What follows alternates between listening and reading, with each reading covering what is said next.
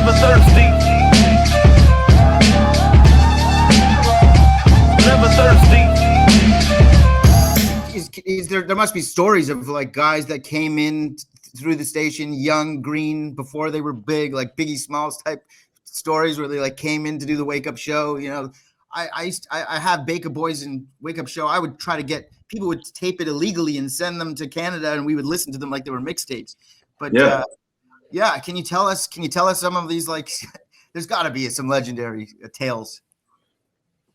Yeah, let me tell you about the Baka Boyz and me taking this white rapper to them in the studio while they were doing their mixtape, because I was not only their manager, I was their mixtape distributor.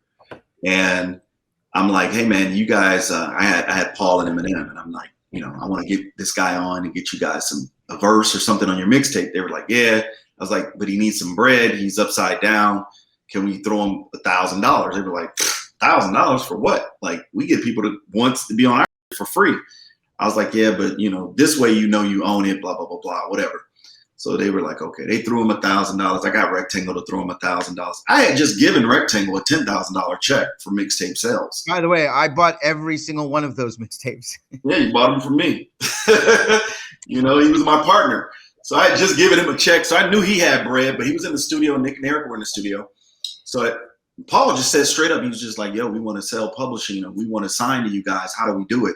I need $5,000. I said, all right, let me see if I can pull it together. And I asked Rectangle, I was like, no, he said he needed 10 because I had just given Rectangle 10 and I knew he wasn't going to give me the check back to, you know.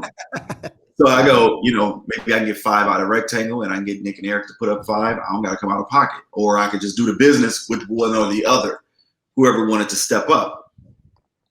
So long story short, I wound up doing a thing where I was realistic. I had the opportunity there to sign Eminem. I mean, like, maybe we did, maybe we didn't. Maybe Paul was gaming us. But the thing was, I sold it on Rectangle. He was like, nah, I'm cool. I'll do the verse. Gave him $1,000, got the verse. Still has the verse to this day. Same thing with Nick and Eric. They were like, well, we don't want to sign him because we don't, that's not what we do. We don't sign artists. And they were right. They didn't sign artists. So they missed signing Eminem. Holy, can you They missed. They missed. What would Eminem be the same Eminem if he was like not with Dre? Like, you know, imagine this alternate history.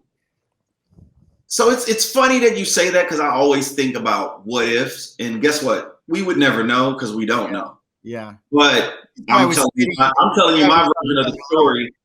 And I was going to say that Eminem was going to be fine no matter what. He was spitting on another level at that point. Yeah, but it wasn't just the spitting. Dre did produce him. Dre did create a vibe in a direction with him. Had he gone with just me on some, would I have been able to do that? I wasn't making records like that. I wasn't stepping in as the guy on the boards. You know, I was more of like a pen or kind of straight up like all over encompassing the business. I wasn't really trying to be the artist. I wasn't trying to be the producer. Not in that realm, you know, not in that era. So, you know. Did that verse ever end up on something? Yeah, Rectangle has it on his mixtape, and then the Cali Kings mixtape for the Baka Boyz. They both got their verses, and they still use them to this day. And and nobody at Interscope has ever tried to kibosh it. It was before M was signed, so even Web Entertainment probably would have had any or some rights to it. But Mark Bass and those guys, they ain't never hit me about it. So, you know, next order of business, hip hop. I remember the Baka Boyz had a CD that like was out at the warehouse, like it was like a big release. You know, it was in like Eminem's on it. That's the one Eminem is on. Okay, so there you go. I had that. Never thirsty.